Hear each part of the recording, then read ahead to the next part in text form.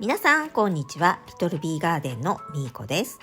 8月末のベランダの多肉たちの様子です。留守をしていたお盆の間にエボニーたちがカリッカリに枯れてしまっていました。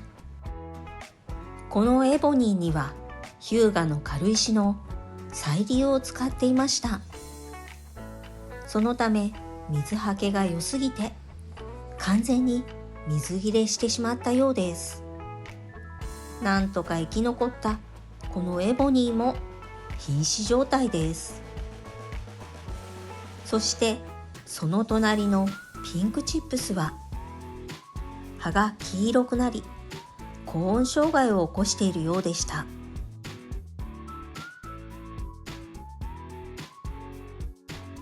枯れた葉を取り除き一枚葉を見てみると、すでに葉の付け根は真っ黒くなっていました。こうなると葉ざしにも使えません。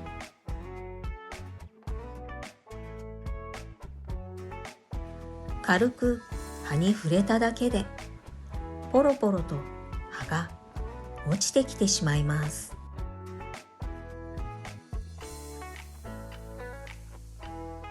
とりあえず茎は大丈夫そうなので、ダメになった葉だけを取り除いておきました。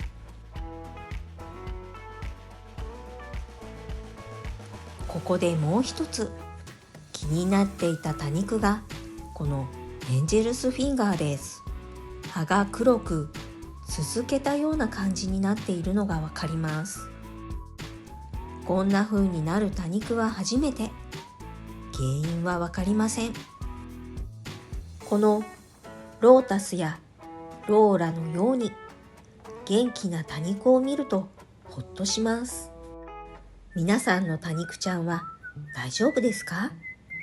そしてこのネオンブレーカーズ、実は撮影時には全く気がついていなかったんですが、編集している時に白いものが葉に点々とついているのを発見したんです。翌朝確認してみると、どうやらそれは貝殻虫のようでした。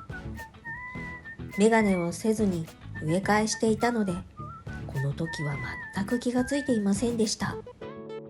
植え替え時にニームオイルはスプレーしましたが、葉についていた貝殻虫は薬などは使わずに水で洗い流しておきました。もしかしたらダメになってしまったネオンブレーカーズも貝殻虫にやられたのかもしれません。ベランダに戻り、谷友さんにいただいたルビーティントにもう一つティチュバンス2匹の安否確認をして、無事な姿を見れてほっと一安心しました。去年購入したまま植え替えできないでいたこのトレイのバイオレットクイーンは枯れてしまっていました。そして親株が枯れて子株だけがなんとか生き延びてくれているのはリトルさんです。このトレイの他の多肉たちは大丈夫そうですね。その隣のトレイの多肉たちも元気そうです。そしてその上のレッドスーパークローンが見事にカリカリになっていました。このグリーンアップルも怪しいですね。フライトゥーザスカイもカリッカリでした。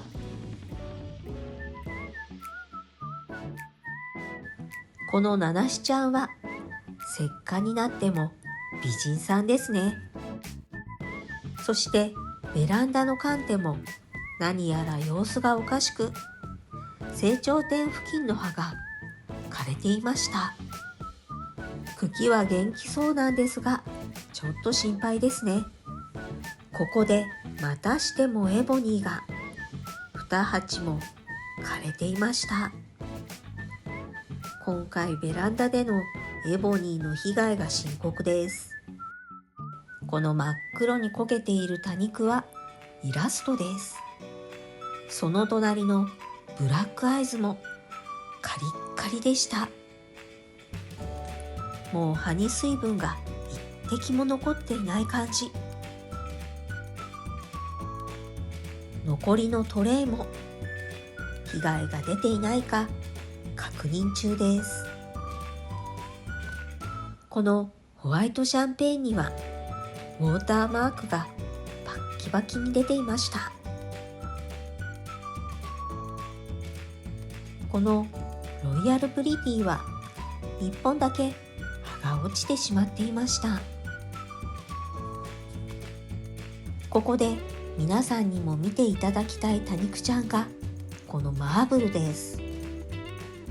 葉はローラに似ていますが筋が入っていて少しボコボコしています。今までは株分けしたものを2つ並べて置いていましたが、この暑さでいつ枯れてしまうかわからないのでリスク分散ということで別の場所に1株置くことにしました。このマーブルは葉差しでも増やしておきたい多肉です。一番多くの多肉トレイで赤い葉をしているのはレッドスーパークローンです。その奥には春にコブが出ているのを見つけたマディバです。夏にコブが消えてしまわないか心配でしたが、そんな心配は無用でした。この日は風があったので3時半過ぎにもう一度ベランダに来てすべての多肉に水やりをしました。薄葉の多肉やお水が好きな多肉には少したっぷりめにあげ、葉が肉厚の多肉には少し軽めにあげています。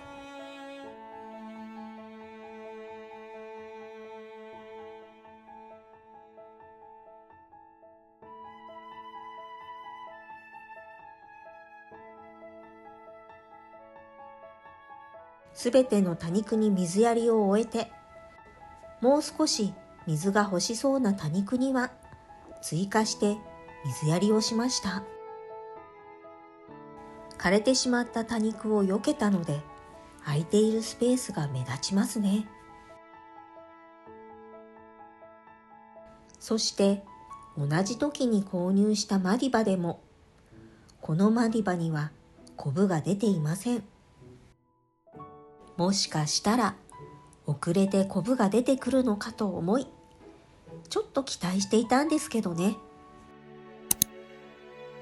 チェックするために庭に持って降りてきたグリーンアップルです。とりあえず茎がどうなっているか確認するため、枯れ葉はすべて取り除きます。茎も生きているかどうかちょっと微妙なところです。とりあえず1枚葉がついているので、このまま様子を見て新しい芽が出てきてくれたらラッキーですね。葉が焦げてしまったこのイラストも、枯れてしまった葉はすべて取り除いておきます。成長点も枯れているかと思い、葉を取ると葉の付け根は黒くなっておらず、とても綺麗でした。それでもロゼットの半分の葉は枯れてしまっていました。そして一見元気そうに見えている葉でも、葉の付け根は薄くペラッペラでした。葉差しできるかと思っていましたが、これでは葉差しも無理そうです。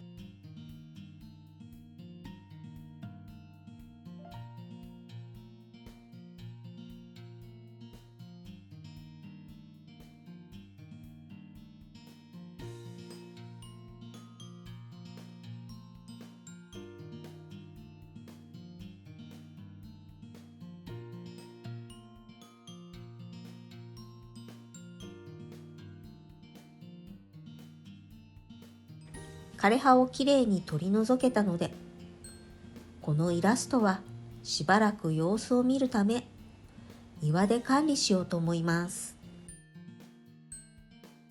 8月末のベランダの多肉の様子と留守にしていたお盆の間に、こんなにたくさんの多肉たちが枯れてしまっていました。